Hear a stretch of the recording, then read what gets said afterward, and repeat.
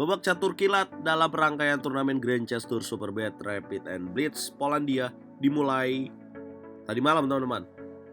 Dan babak catur kilat ini akan memainkan 18 babak. Hari pertama akan bermain dengan 9 babak dulu.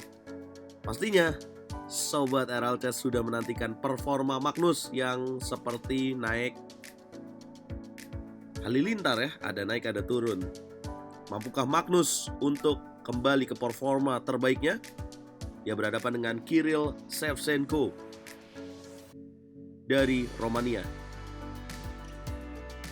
Yang memulai dengan langkah E4, Kirill Shevchenko menjawab dengan pembukaan Sicilian defense.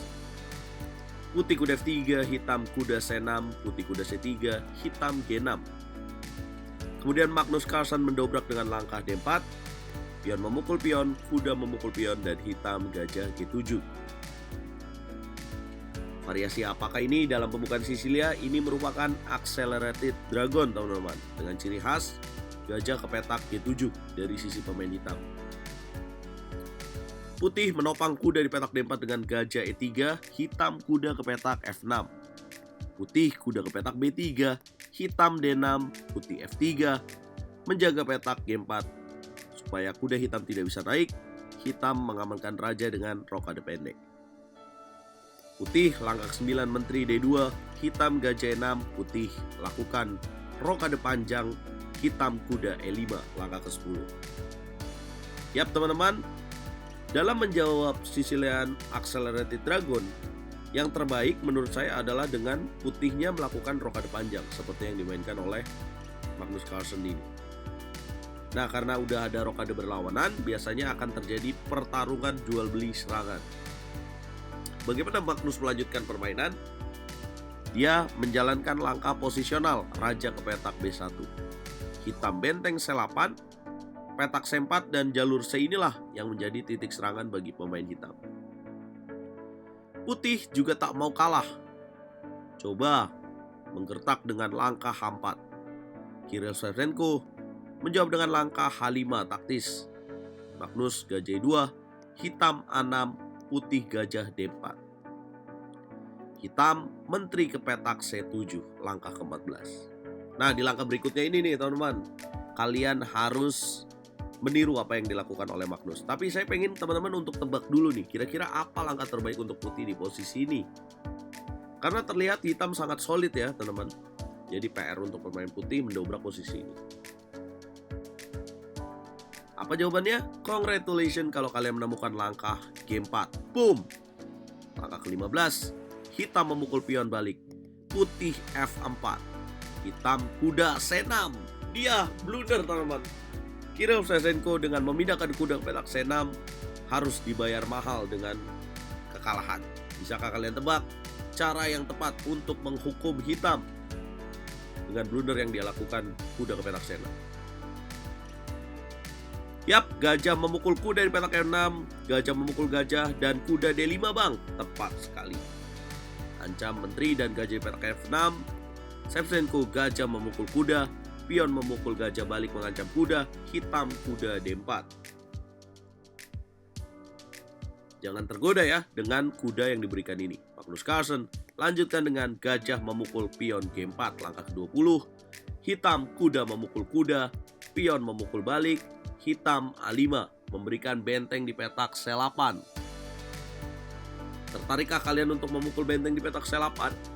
Atau kalian temukan langkah yang lebih baik? Congratulations kalau kalian menemukan langkah terbaik lainnya, yaitu dengan jalan H5.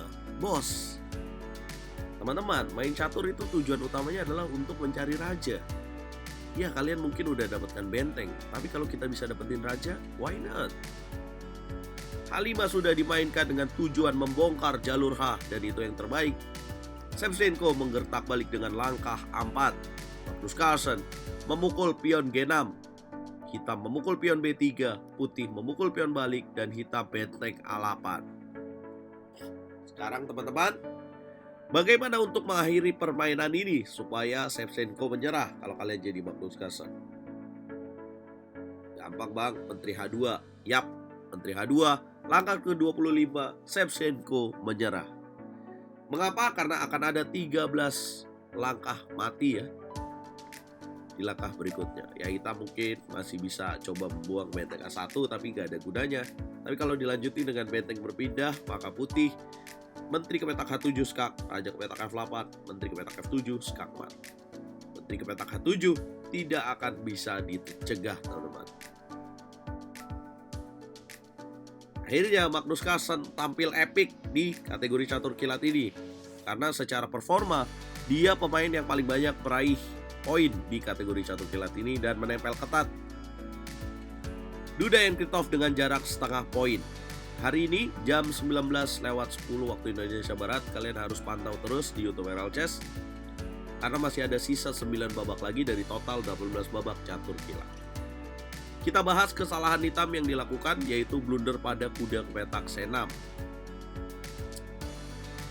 Apa sih langkah terbaik ketika putih mendobrak dengan langkah F4 ini?